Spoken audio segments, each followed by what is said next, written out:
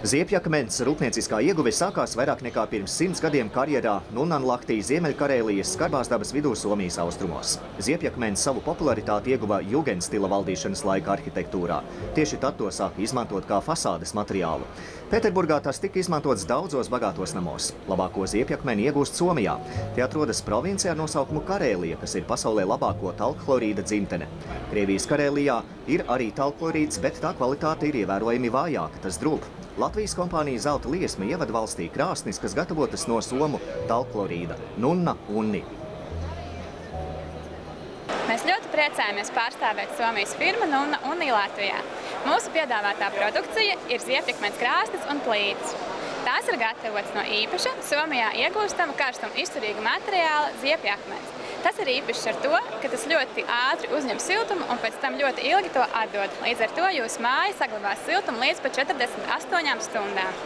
Siltumu akumulējošās kamīna krāsnis spēj izstarot siltumu enerģiju ilgāk nekā diennakti pēc 2 stundu kurināšanas. Krāsnis ražo ekoloģiski tīru siltumu.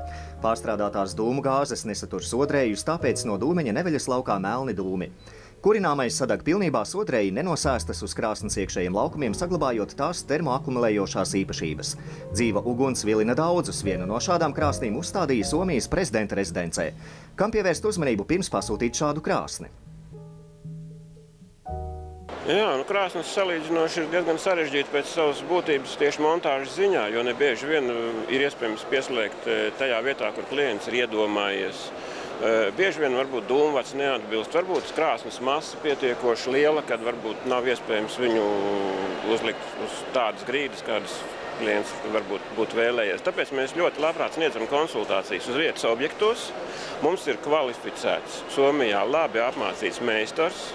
Ir sienas un stūra krāsnis, maizes krāsnis un plītis ar cepeškrāsni, kuras var pasūtīt individuāli. Tāpat ir visdažādākie kamīni. Drīz vien tie būs pieejami arī Latvijas galvaspilsētā.